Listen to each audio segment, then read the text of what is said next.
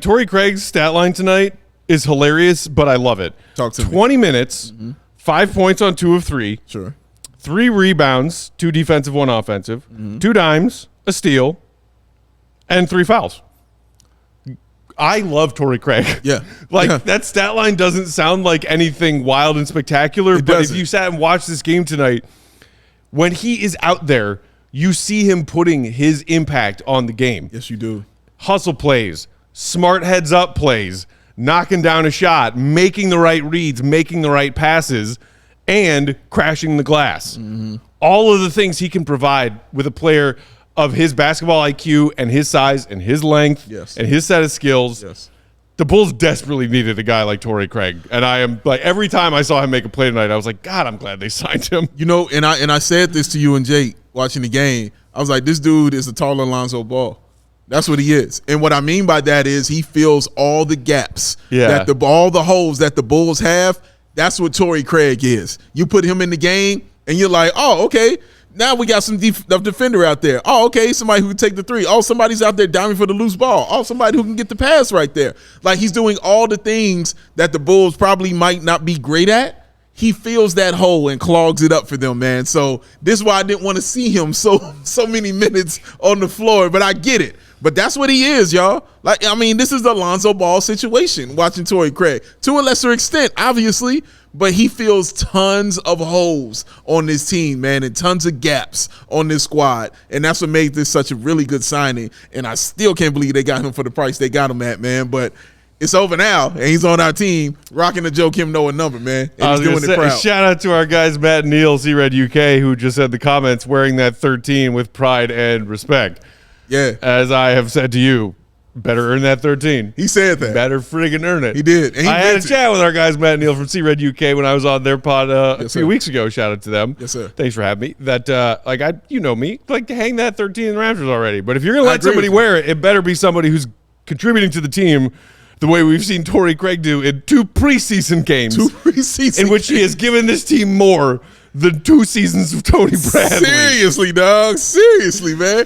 Like, I'm just excited to see that kind of competency on the floor. And it just makes me excited going forward. Yeah. Because I'm like, damn, I know what he can bring coming off the bench. Because you don't lose anything when you take Patrick Williams out the game. You don't lose much when you get Torrey Craig in. You might gain a little more fire. You know? He's not as probably 40% from 3. We get that. He might not be a guy that's even on the defensive level of Patrick Williams. But damn, he's right there. And damn, with 3-point shooting, we saw him hit that joint. Like, it looks silky smooth to me. Like, he's solid, bro. Like, Torrey Craig fills tons and tons of gaps on this team. He's my guy. We've got Drewish in the comments joking about the number of Goon of the Nights Torrey Craig's going to get for himself this season. Also, Homer Thompson, shout out, saying, okay, folks, over-under on how many Goon of the Night awards Torrey Craig gets this season. I love that it's catching on. I'll take the over. You'll take it. But the other question pondering that I'm seeing in the comments here, which I think will add more gasoline to this conversation, and I always love gasoline on conversations. He does. Is as we are talking about Torrey Craig, Anthony saying starting lineup material ... ADA visuals saying Craig getting that starting spot. Patrick Williams had a quiet Patrick Williams-esque night tonight, Dave. He did. Only played 19 minutes in that starting lineup. Had 1 bucket and a couple of three rebounds, which for Pat, you're like, oh, okay, better than your average. An assist. And that's I mean, look, dude, I saw Patrick Williams make some nice defensive plays tonight. He did. As we are accustomed to seeing now. Pat played some great defense against the real Nuggets in the first quarter. Pat played solid defense against the real Nuggets, which you like to see. But on a night when we're like, man, Torrey Craig is great. Man, Torrey Craig offers you so much.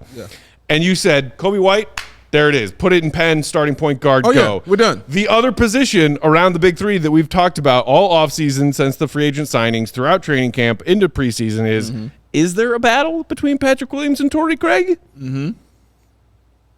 For me, no.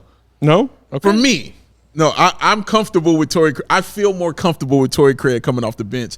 And I'll tell you why. Because he feels like a safety valve. That's why.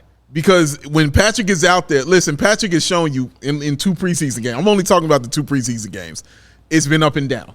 Because in that first game, he was super aggressive. We saw him doing his thing. In this one, it more like felt like he was trying to be aggressive. He still was pretty solid defensively. He really was. He was getting on people's nerves because we were out there screaming like, damn, that's a damn good defense he's playing out there. Mm-hmm. But, again, it didn't come with the points. And that's why you're like, oh, well, I don't know. But that's my point is when he sits down and you bring Torrey Craig in, it's like I don't bat an eye. Like I feel way more comfortable. And I'll tell you, like, if Torrey Craig is out there starting and Patrick Williams comes in, you won't feel as comfortable. Because you'll be sitting there with a question mark in your brain, like, which Patrick Williams am I going to see tonight?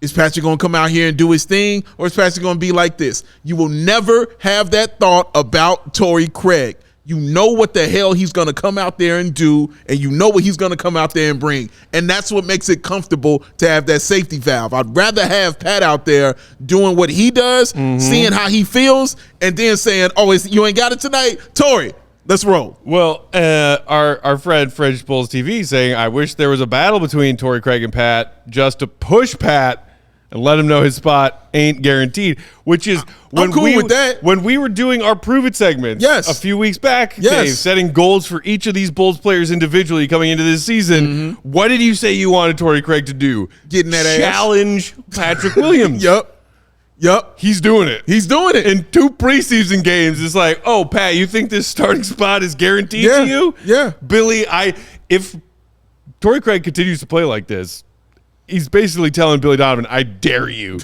to start this kid over. And I know in the background, AK and Eversley are probably like, well, we did take him 4th overall a few years ago. We're still really high on this kid. You should probably start him, Billy. I like your AK voice. Yeah. Pretty good. But you're right. Like, yeah, I wanted this. I wanted the challenge. I wanted it to be hard and difficult for him. And in that first game, you could tell he felt the heat. You could see it. And he got comfortable.